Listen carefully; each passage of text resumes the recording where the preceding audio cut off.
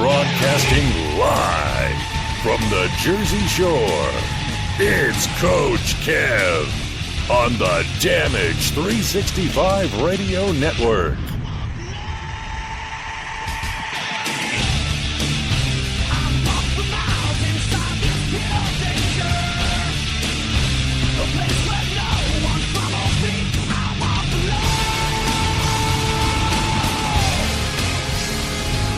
Welcome back, everybody, to another episode of Damage 365 Radio. This is episode number 8. I welcome you today on this very cold, snowy, and blistery winter here in the Northeast.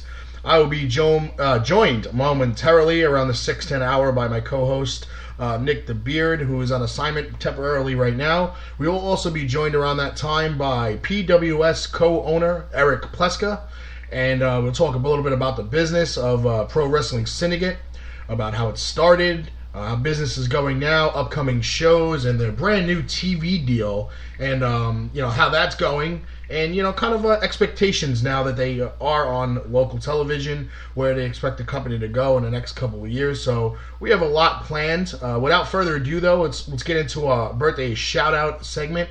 So we have plenty of time later in the show to focus on our questions.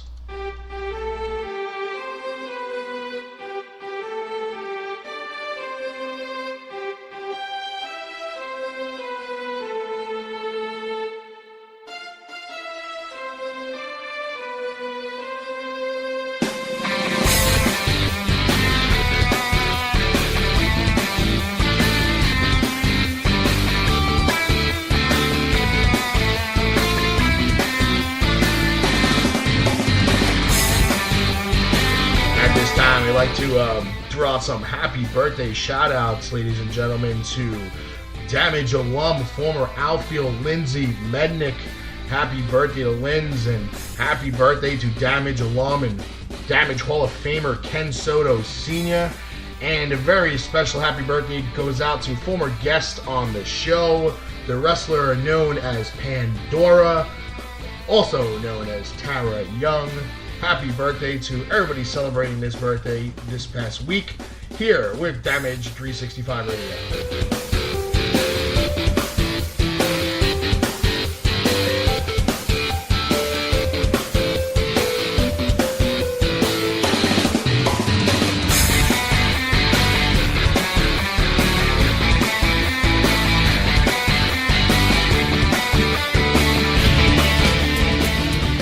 January 17th, 2KW Pro took the next step in the Bronx, New York. Now you can take the next step from the comfort of your own home. Now available on gumroad.com/L/the next step. For only $7, you get to see an amazing 8-match card featuring the Walking Riot Rays and the Funky Monkey, Angel Ortiz, tearing the building down, literally. A high-flying tag team throwdown as the High Spot Heroes attempt to steal the show against the Liberty City Dynasty.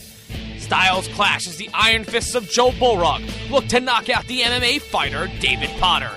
And in a triple threat throwdown that you will not want to miss, Sir William Black returns to the ring against the real effing deal Mike Drastic and the absolute Chris Cage. All this plus the 2KW Pro debut of John Davis, Larry Dallas, Matthew Ryan Shapiro, and much, much more. Pre-order now for only $7 on gumroad.com/L/the next step. 2KW Pro. Take the step.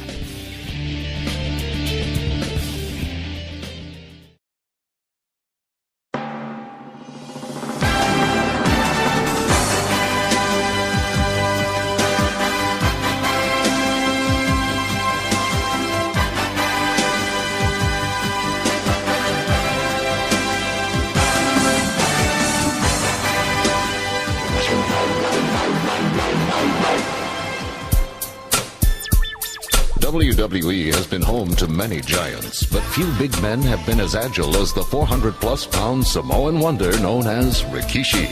That Rikishi is fat, all right. P-H-A-T. His bleach blonde hair, hip sunglasses, and unmatched dance skills proved he was indeed too cool. Who's to ever think that my rump shaker would make me a good living today?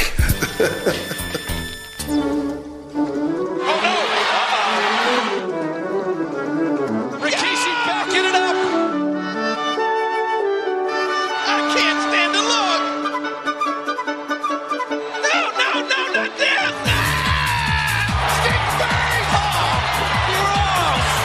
The stink face. Oh, man. Oh my God! A butt that big going directly in your face? That's horrifying. Oh, it was hideous. Get a good look at this bomb! Ow! Not on his face! Again, Pete makes an ass out of himself! Rikishi's family legacy continues to this day with his twin sons Jimmy and Jey Uso's dominance of WWE's tag team ranks. The Usos, Rikishi's sons! Gonna get down with their dad!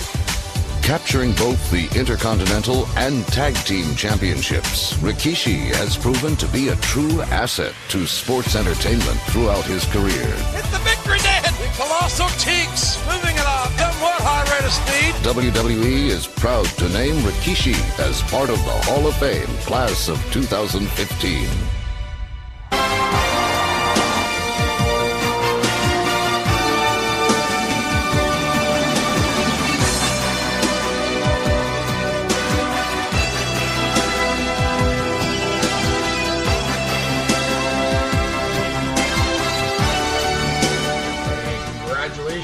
Goes out there to former WWE superstar Rikishi, the next announced wrestler going into the WWE Hall of Fame the night before WrestleMania, joining the likes of the Macho Man, Randy Savage, and Arnold Schwarzenegger in the celebrity wing.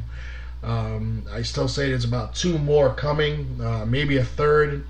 But so far, so good. A good cast of characters going into the Hall of Fame. Not as big as last season's, but that's yet to be seen of how many more people are inducted. You know, the rumors are always out there floating around of who's going to be in the WWE Hall of Fame and everything else out there. So, we'll, like I always say, I'll believe it when I see it, and we'll believe it when we see it at the night before WrestleMania when 4, maybe 5 wrestlers plus celebrities inducted into the Hall of Fame. And we're just a minute or so away from being joined by Nick the Beard and PWS's Eric Pleska. So let's take a quick commercial break. The following announcement has been paid for by the New World Order. Hello, ladies. The Big Valboski here, and you're listening to Damage 365 Radio. Friday, April 17th, 2015, join CTW Charity Wrestling as they present Fight Cystic Fibrosis live from the Days Inn Bridgewater on Route 22 East in Bridgewater, New Jersey. 100% of the proceeds from this event will go directly to the Cystic Fibrosis Foundation as we help find a cure for cystic fibrosis. See WWE Hall of Famers Tito Santana and Superfly Jimmy Snuka, as well as former ECW champion Rhino, the Bad Boy Joey Janela, Too Hot Steve Scott, the Garden State Gods, Steve Monster Mac, and the return of Arcadia. Tickets are available by visiting CharityWrestling.com. That's CharityWrestling.com. Join us Friday, April 17th at the Days Inn in Bridgewater, New Jersey for CTW Charity Wrestling Fight Cystic Fibrosis. You're listening to Damage 365 Radio, and this is ECW Original, the Angry Amish Warrior Roadkill. Chickens. And we're back, ladies and gentlemen. I am joined at this time by my co-host, Nick the Beard. Nick, welcome back to the show. Thank you very much, Kev. It's good to be back. Been pretty busy lately. Got a lot of stuff going on, but never too busy for Damage 365. Well, I would hope not. I mean, you know. Of course not. Of course not. I mean, how can you be that busy? I mean, sheesh. I mean, come on. Where's your ego? So we'll be joined. I'm slightly less bearded, so. Yeah, I saw that picture on Facebook of Nick the Beard. It's a little more under control. It's kind of like Nick the Beard stash, looking like the very evil Keebler elf. Yeah, yeah, it's definitely a lot more tame than it was yesterday at this time. So yeah. So we're supposed to be joined by Eric Pleska of Pro Wrestling Syndicate. So we're waiting on him to give us a call in, and but we got this weekend coming up. Not today, not to be confused with today, but next Sunday we have the last stop on the road to WrestleMania, the first ever WWE Fastlane pay-per-view. That will feature, I guess the featured match will be Roman Reigns versus Daniel Bryan for the right to go to WrestleMania to face Brock Lesnar. But at this time, let's take our guest of the day. We'd like to welcome to the show the co-owner of Pro Wrestling Syndicate and the new innovator of New Jersey televised wrestling, Eric Pleska. Welcome to the show, Eric. Hey, man. How you guys doing? How are you today?